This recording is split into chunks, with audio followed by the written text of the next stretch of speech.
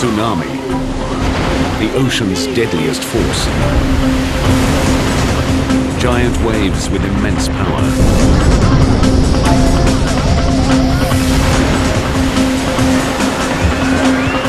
Massive, unstoppable, deadly.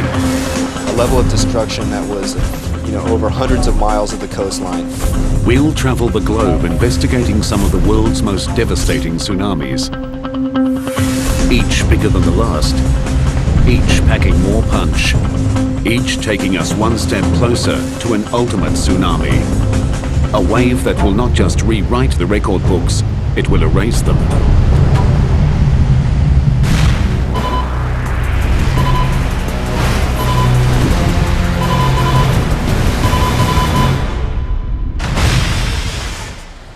No coastline on the planet is truly safe from tsunamis. They're caused by massive displacements of water, triggered by the Earth's most powerful forces, earthquakes, landslides, and volcanic eruptions.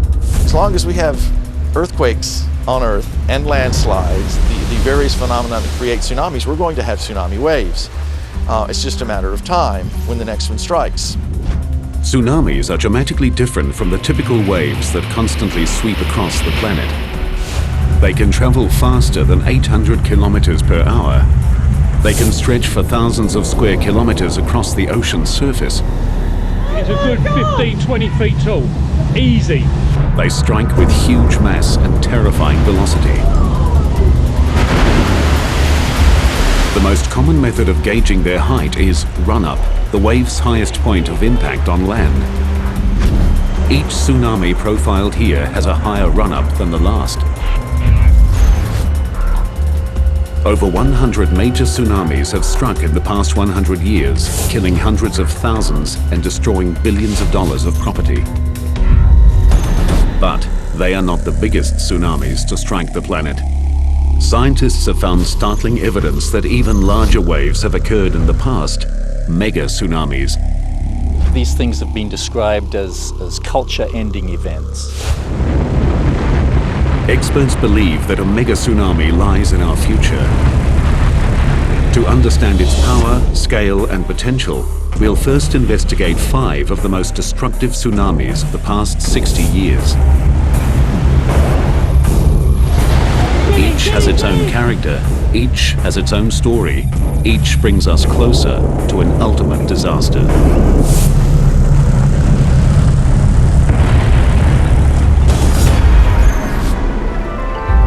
Hawaii is a tropical paradise that attracts millions of tourists. But this Pacific island holds a dark secret. It's blasted by more tsunamis than almost anywhere else on the planet. The Hawaiian Islands, sitting as they do in the middle of the Pacific Ocean, are affected by tsunamis from all regions of the Pacific. The Ring of Fire is a volatile fracture zone surrounding the Pacific Ocean plate. 90% of the world's earthquakes occur here.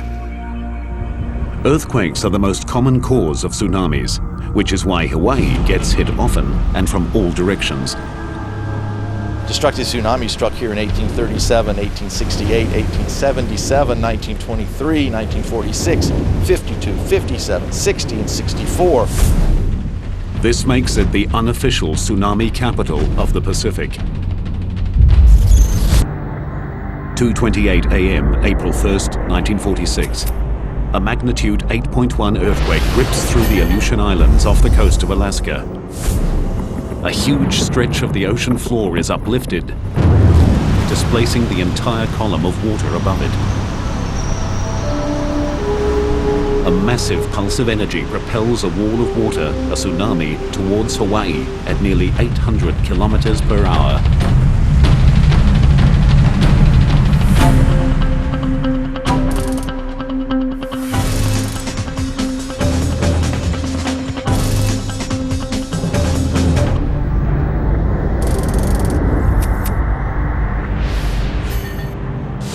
(3,800 kilometers away in the small seaside village of Laupahoehoe, children and teachers gather to prepare for the day's classes.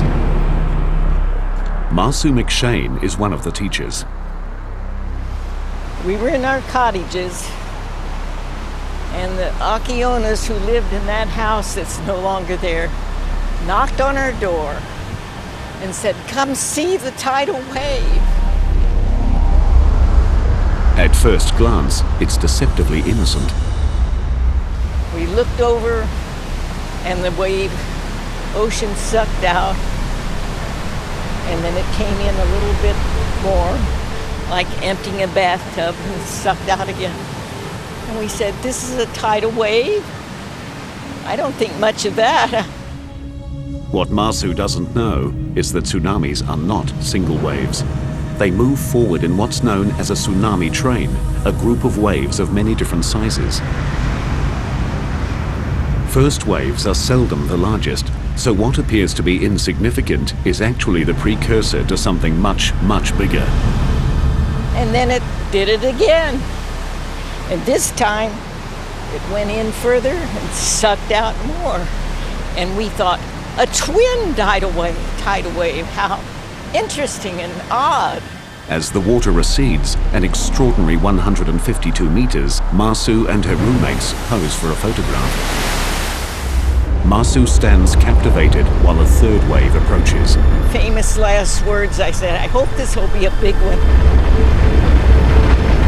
And it kept coming.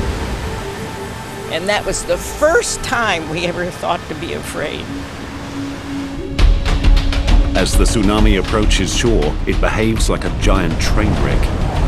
The front of the wave slows while the back continues to push. The wave's energy is compressed, forcing it to stand and lift out of the sea.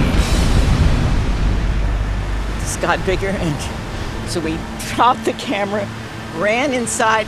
I can remember the water just crashed in the windows. The roof fell down, and I knew I was going to die. Masu spends the next 9 hours clinging to debris before finally being rescued. She is the only lucky one. At the school, 16 children and 5 teachers are lost. But the tsunami is not finished with Hawaii. 37 kilometers south of Laupahoehoe, the sleepy trading town of Hilo Bay is also caught unawares.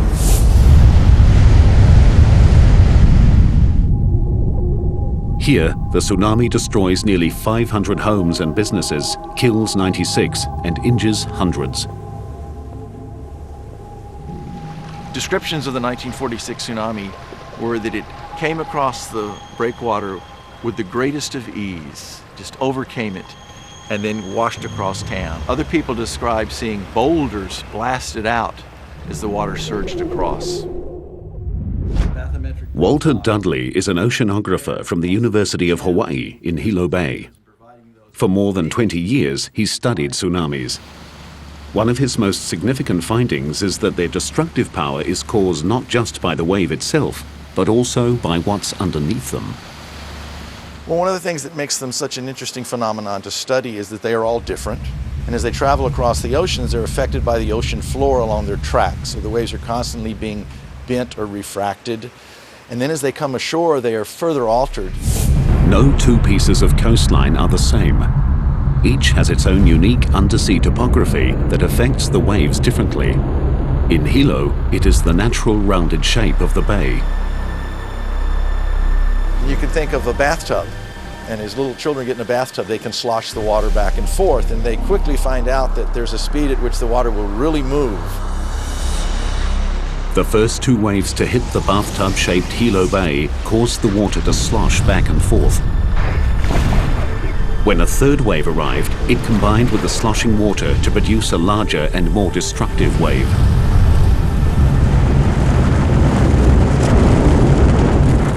It pretty much wiped out everything that was on the ocean side of town. In the main parts of downtown, it picked up the railway and it twisted the railway rails into pretzels. The third wave reached a run-up height of 9 meters. It destroyed most of the foreshore of Hilo Bay. But less than 15 years after the 46 disaster, Hawaii would again be hit by a deadly tsunami. A wave bigger than the last that would defy logic and bring Hilo to its knees once more. On May 22, 1960, the largest earthquake in recorded history ruptures the Earth's crust off the coast of Chile. 1,000 kilometers of the ocean floor is violently thrust up 20 meters, spawning a monster tsunami. It's so huge and powerful that it crosses the entire Pacific Ocean, slamming into Hawaii on the way.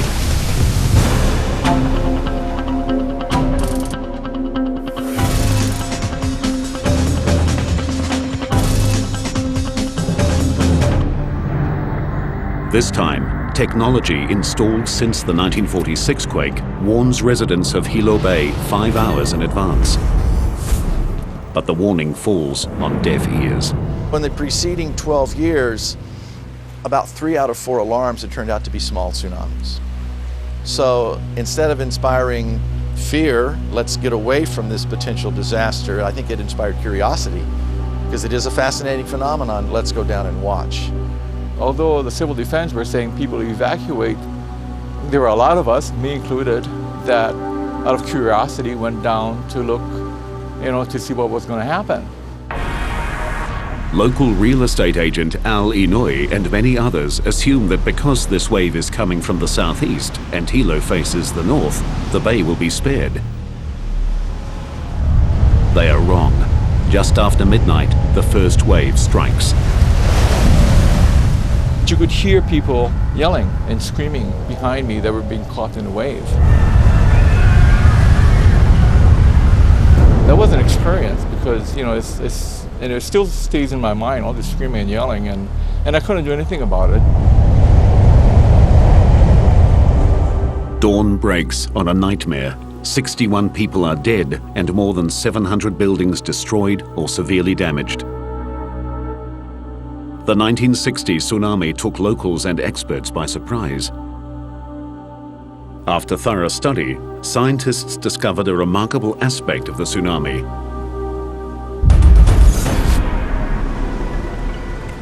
As the wave reached the shallow water off the southeast coast of the island, the middle of the wave slowed, while the outside of the wave kept moving, causing the wave to wrap around the island. Then, just as in 1946, the natural shape of the bay added to the tsunami's destructive power. This time, the largest wave had a run-up height of 10.5 meters, 1.5 meters higher than in 1946. But Hawaii wasn't the only location struck by the monster tsunami. It roared thousands of kilometers across the Pacific, striking virtually every coast, including Japan, where 122 people died. Tsunamis have an incredible amount of energy, and as they travel across the ocean, they use up very, very little of that. It's when they come ashore that all that energy is unleashed. The 1946 and 1960 tsunamis gave scientists new insights into the complex behavior and ocean-crossing power of these giant waves. But when a local tsunami hits Japan, it strikes with larger and more powerful waves than the 46 and 60 Hawaiian tsunamis combined. And there's no time to evacuate. And later, a tsunami that combines sudden impact with awesome size, an ultimate disaster.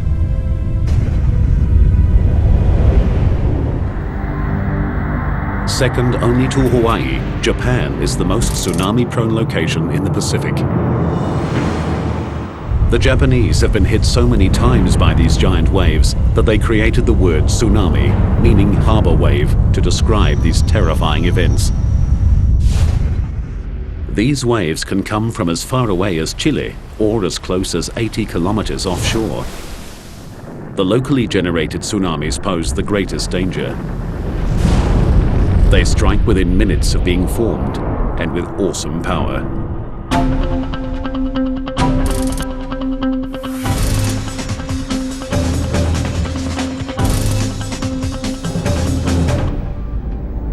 (10:17 p.m., July 12, 1993).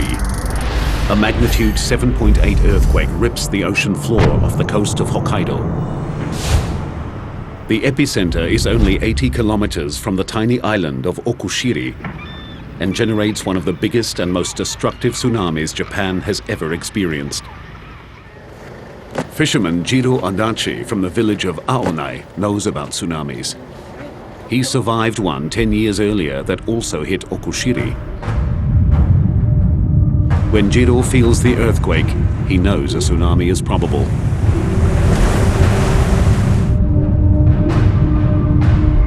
He quickly evacuates his wife and children from their seaside home, sending them to higher ground in the car while he shuts off the gas. He moves swiftly, but not swiftly enough. Just 4 minutes after the quake, the first wave hits him with overwhelming force as it surges to an incredible 15 meters. It started to pull me back into the sea.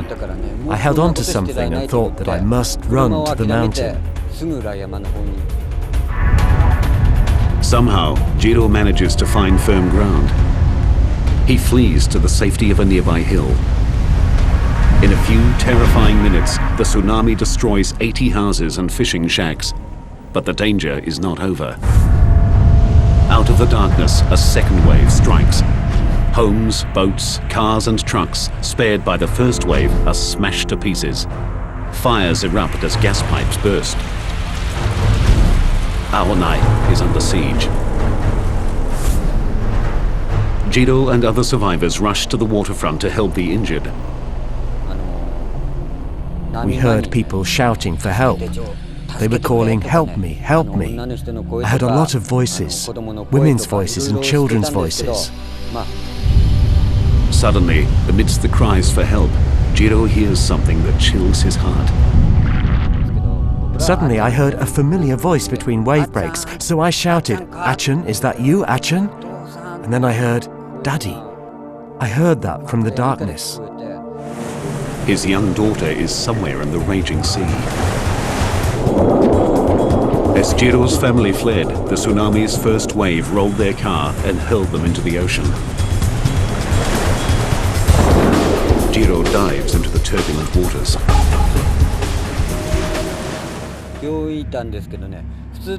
Normally I'm a great swimmer, but this was incredibly difficult. Sometimes I was swimming but I couldn't move forward at all, and other times I'd suddenly be pulled backwards by the sea. Miraculously, father and daughter make it to shore. 7 hours later, the Coast Guard finds Jiro's wife and son kilometers out to sea, clinging to debris. As dawn breaks, the tsunami's power becomes horrifically clear. Large parts of Aonai are completely flattened. Fires continue to rage, and most of the fishing fleet is lost. Across the island, 437 houses are destroyed and more than 800 severely damaged. 198 people are dead. The aftermath of the disaster confronts scientists with an intriguing mystery. The two waves that hit Aonai came from completely different directions. The first wave of the tsunami came from the west area where the seismic center was, and it attacked only the low part in the south area of Aonai. But the second wave came from the east, away from the tsunami's source. The second wave came in just 10 minutes after the first, and it attacked all of this area of Aonai.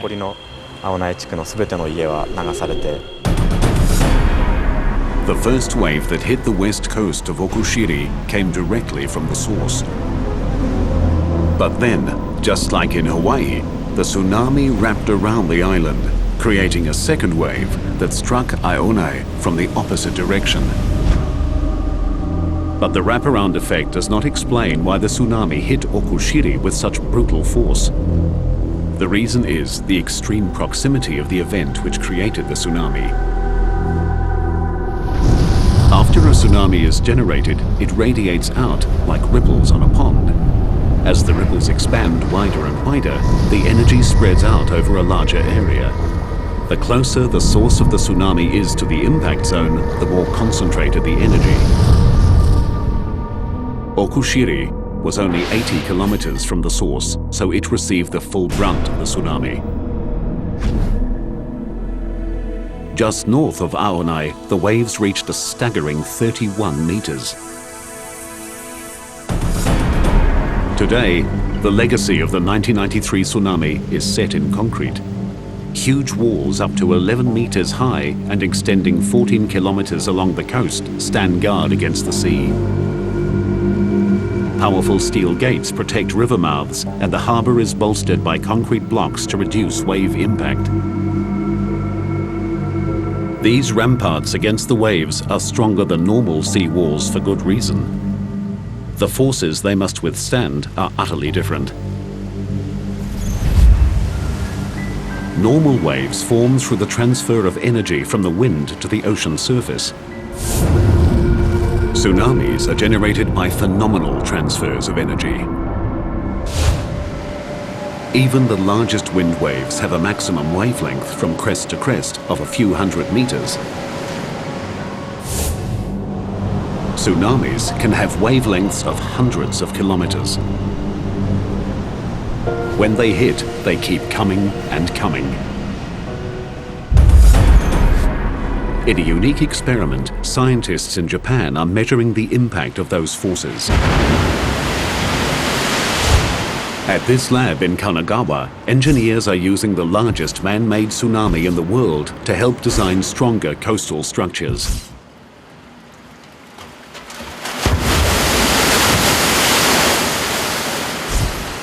This machine can generate waves more than 3 meters high, propelling 300 cubic meters of water down a 180-meter long chute.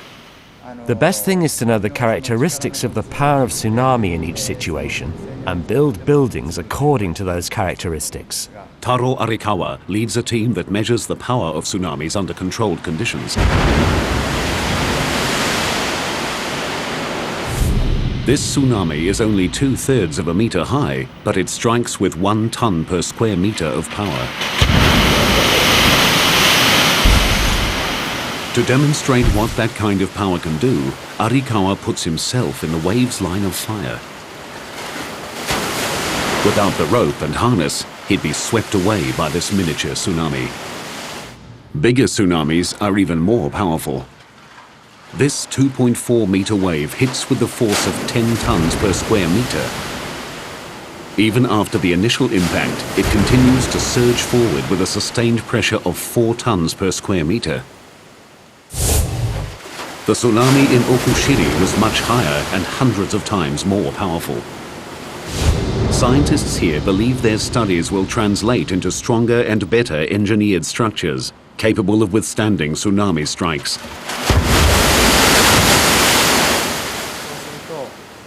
Once we can reduce the power, the reduced destructive power of tsunami coming ashore would not cause as much damage. The Okushiri event shows how destructive a local tsunami can be. It strikes with undiluted power and too quickly to respond. But that disaster was eclipsed by a far bigger and more deadly tsunami. A wave generated by an earthquake so powerful it moved the entire planet. A wave that takes us one step closer to an ultimate disaster.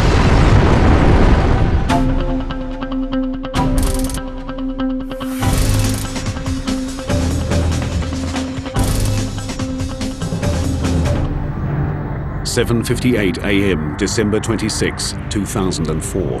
Deep in the ocean off the coast of Sumatra, Indonesia, 1,200 kilometers of the Earth's crust ruptures in the second largest earthquake ever recorded.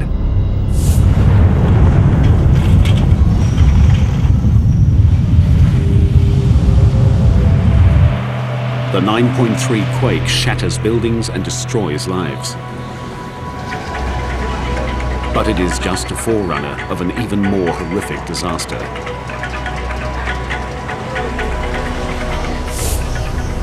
An epic tsunami spreads across the entire Indian Ocean, striking 12 countries.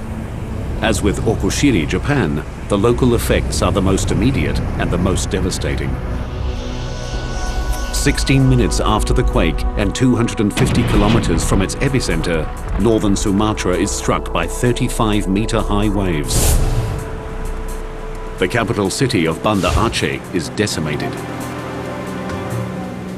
More than 160,000 people are killed.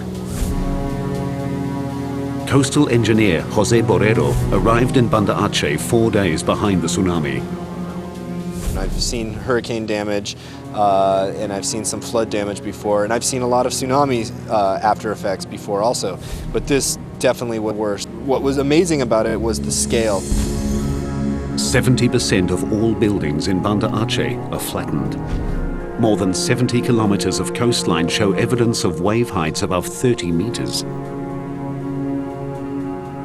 was a level of destruction that was, over hundreds of miles of the coastline, the same level of destruction. So it wasn't just isolated pockets of areas that were wiped out, but the entire coast and then the entire city of Banda Aceh.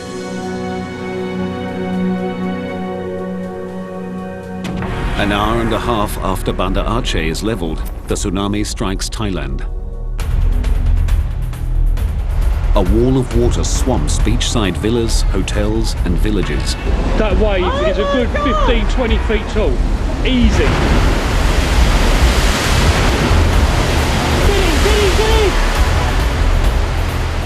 More than 8,000 people die.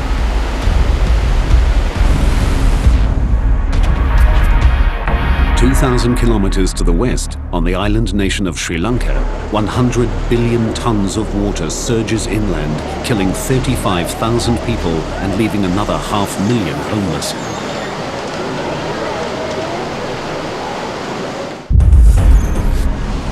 In all, nearly 230,000 people die in the most devastating tsunami in recorded history. The death toll higher than for all other major tsunamis in the past 300 years combined. The power of the earthquake that triggered the tsunami was staggering. The entire planet's sea level rose by 1/10 of a millimeter. Every spot on Earth moved at least 1 centimeter.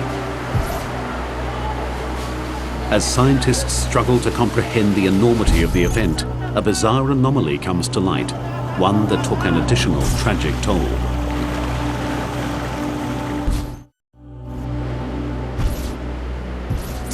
The morning of December 26 is quietly dawning on the peaceful shores of Galle, Sri Lanka.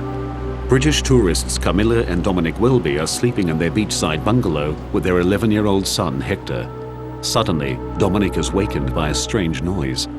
I went outside onto the veranda and I noticed that the water, which should have been at low tide, was up against the wall of the garden.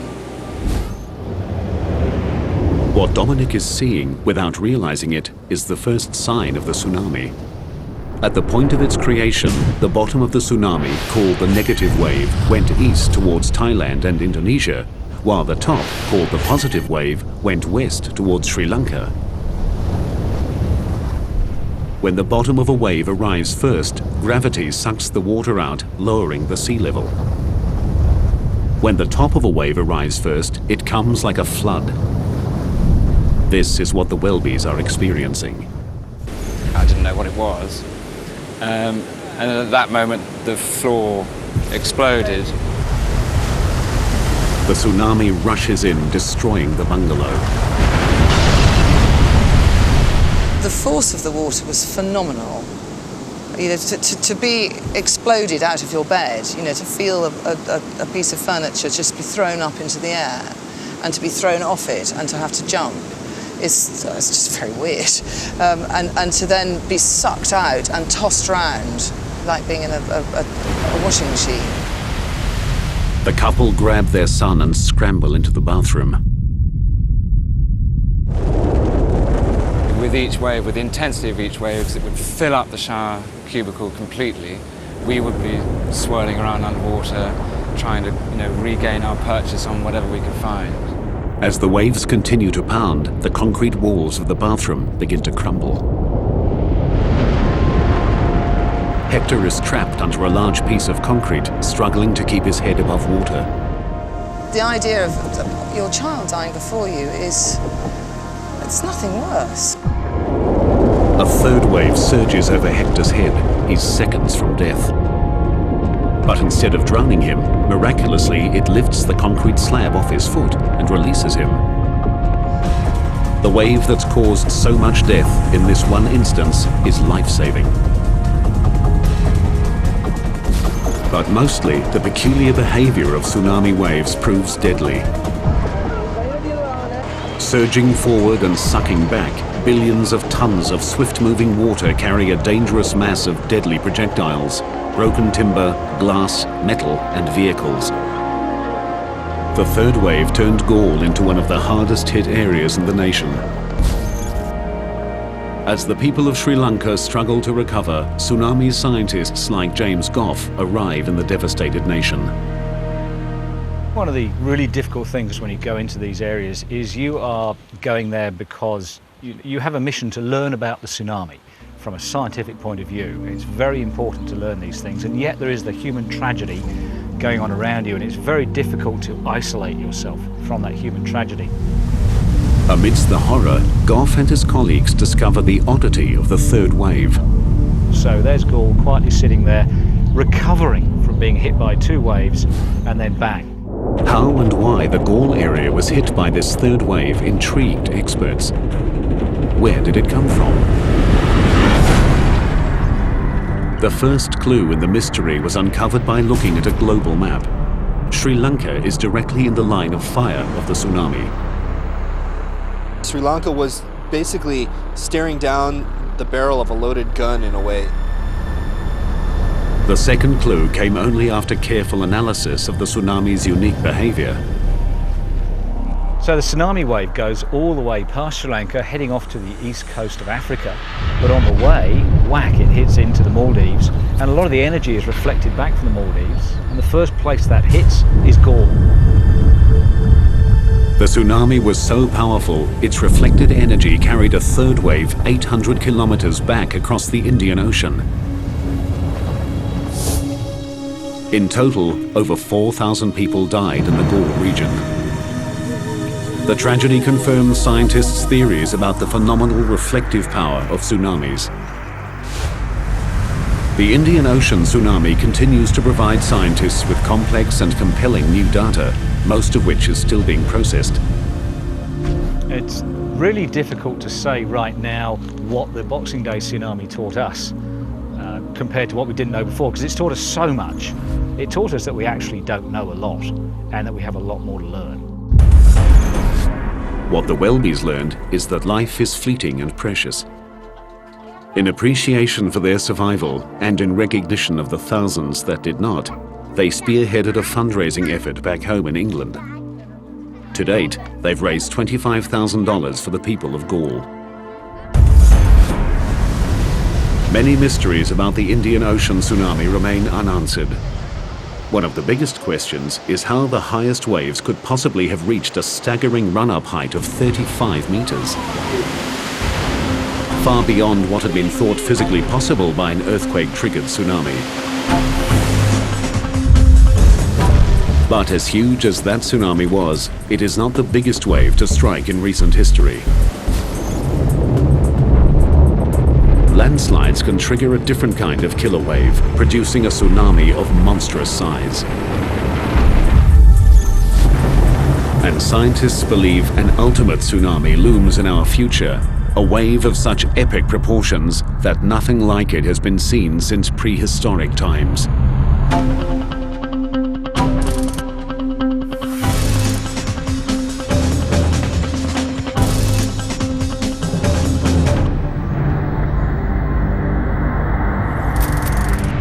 In a remote bay in southwest Alaska, a native legend tells of a beast that shakes the ocean and destroys those who walk its shores. In 1958, a local fisherman came face to face with that beast, a mysterious wave more than twice the height of the Golden Gate Bridge. The story of this incredible phenomenon began 5 years earlier, with two American geologists on assignment in remote Lituya Bay, Alaska. We were in the bay mapping the geology and primarily interested in the stratigraphy because of the oil potential of that part of the Gulf of Alaska. They didn't find any oil, but they did find one of the scientific mysteries of the century. George Plafka was one of the scientists. One of the obvious things you see when you're in that bay, if you're looking closely, is that the trees are of different ages as you go away from the shoreline. Plafka and his colleague noticed that a band of younger trees circled the entire bay hundreds of meters above the water. The scientists knew this dramatic change in vegetation meant a large-scale disaster had struck the area. But they saw no evidence of fire or avalanches. And so we speculated about what that could be and had all kinds of ideas about glaciers shoving forward very rapidly. The other was that there were submarine slides going on at some of the deltas along the margin of the bay, or that there was breakouts of large amounts of water up higher along the glaciers and then they flood down all of a sudden. We had everything except the right way, the right idea about how those waves could form. The geologists left Lituya Bay without solving their mystery. 5 years later, they got their answer. In 1958, Howard Ulrich takes his 8-year-old son, Howard Jr., on a fishing trip to Lituya Bay. So we went into our favorite anchoring spot and dropped our anchor and made supper, and finally about 9 o'clock we went to our bunks. An hour later, the boat starts shaking violently. An 8.3 earthquake centered 21 kilometers from Lituya Bay rips across the water. Howard and his son rush up on deck just in time to see the most amazing sight of their lives. It looked like a big explosion, like you've seen big explosions in the water on TV. That's exactly what it looked like. What happens next defies the imagination. As the spray started to settle down, out of the bottom of it came this huge wave. I would say that the wave was close to 1,000 feet high at that time, the actual wave. Traveling at an estimated 112 kilometers per hour, the liquid mountain is charging straight for Howard and his son. Just coal black and full of logs, just straight up and down. It was actually a pretty horrifying looking sight. I just thought, this is the end. There's no way you're going to get out of this. In a desperate attempt to keep control of his boat, Howard turns on his engine and drives directly into the beast. Started pulling all the anchor chain out, and when it got to the end of the chain, I thought it was going to pull the bow of the boat under, but it snapped that chain just like it wasn't even there. The giant wave lifts the tiny boat high into the air. And I looked out over the stern of the boat, and we were looking down on the trees. And I figured that's where we were going to end up. Unbelievably, their boat rides up and over the wave, and the Ulriches land back in the bay unharmed. 2 other vessels and their 4 occupants are not as lucky. This incredible footage was filmed the next day. Everything in the wave's path is destroyed, no trees are left standing, and most soil is ripped off down to bedrock. The run-up height of 1,740 feet is the world record, I think, for anything that's happened in historic time. And it was, it's 500 feet higher than the Empire State Building. That's pretty big. The earthquake felt by Howard triggered a massive rock slide, sending 30 million cubic meters of mountain hurtling into Lituya Bay. The debris slammed into the water, creating the giant wave. It just swooped down a very steep slope and ran out into the fjord and basically forced all the water out of that little arm in front of the glacier and shot it up over the ridge that was on the other side. One mystery remained. The amount of water displaced exceeded the amount of land that fell into the bay. It took 42 years to solve this mystery. Scientific models determine that the rapidly moving landslide created an air pocket behind the wave, preventing the water from sloshing back. The force of the air pocket combined with the size and weight of the landslide shot the water out of the bay like a missile.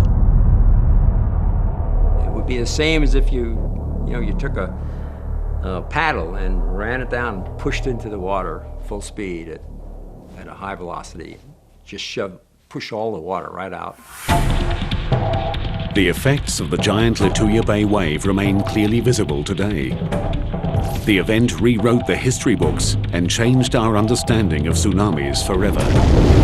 Landslides can and do produce waves far larger and more destructive than ever thought possible. Lituya Bay's desolate location limited the damage caused by the giant tsunami. But should an even bigger landslide-generated wave strike a major city, the result will be an ultimate disaster.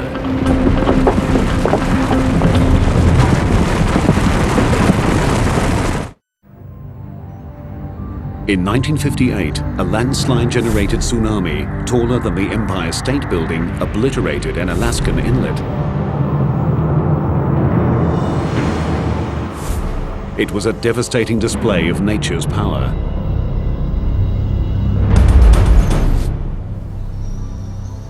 But across the Pacific Ocean, on the gentle slopes of Oahu, Hawaii, scientists have uncovered evidence of a potential disaster that would dwarf the Indian Ocean and Lituya Bay tsunamis combined.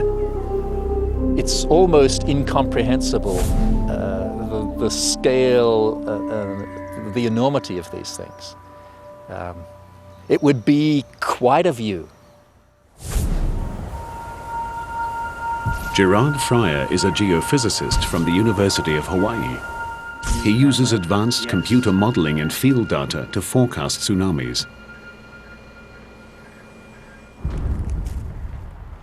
His research has uncovered a potential wave so big that even the best laid evacuation plans may not be enough.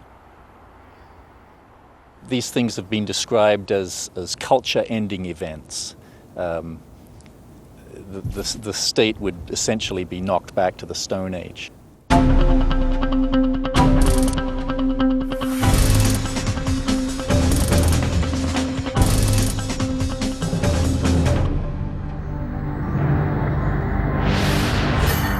The ultimate disaster is triggered by the eruption of the world's largest volcano, Mauna Loa, on the Big Island of Hawaii.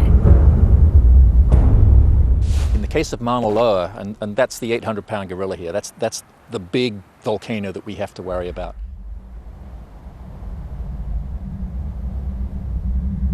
As Mauna Loa is preparing for eruption, the southwest rift zone of Mauna Loa inflates with magma. The entire mountain swells, which means that the outer slopes get steeper.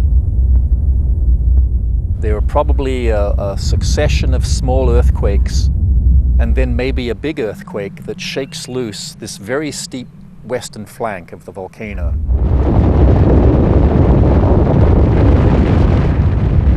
Almost 1,500 cubic kilometers of earth and rock plummet into the sea. On impact, the land displaces a massive amount of water. The ocean rushes back to fill the giant gap. From this cataclysmic disturbance emerges the tsunami, heading directly for Honolulu. Estimated time to impact, 30 minutes. This is the direction that a big tsunami would come from the Big Island. The wave first becomes visible as it stands and breaks on a shallow bank, 40 kilometers southeast of Honolulu.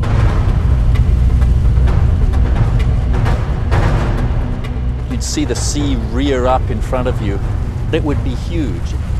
It would rise up above you the size of a building, the size of a 10-story building.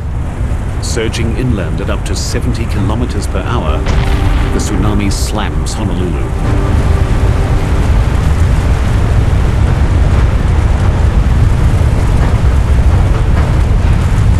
Because the tsunami's energy stretches down to the ocean floor, this wave is not clean water, it's filled with sand, coral, and rock. water penetrates 16 kilometers inland before being sucked back out to sea in a lethal maelstrom of wreckage.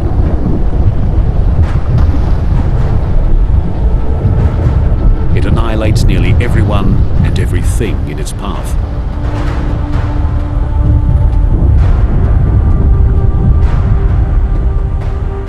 These giant landslides, as far as we can tell, they seem to occur during periods of high sea level when the climate is warm. Quite why that is, we don't know. But we are in a warm period right now with high sea level. So we should expect something like this within the next 10 or 20,000 years. As the unofficial tsunami capital of the Pacific, Hawaii is preparing for the future. Scientists continue to develop a global network of warning systems based on real-time seismic analysis and deep-sea wave sensors. Alarms will sound as soon as 90 seconds after the initiation of even a small tsunami. While scientists learn more about tsunamis, engineers build stronger coastal barriers, and experts implement improved warning systems, individual vigilance remains essential. And you see the water withdrawing, strangely, curiosity shouldn't compel you to go down and see what's going to happen next. The alarm bell should be going off. It's something that we need to have embedded in our culture, in our knowledge base, and in our education so that we know what to do when the next tsunami happens. Not if, it's when. It's something we need to learn to live with.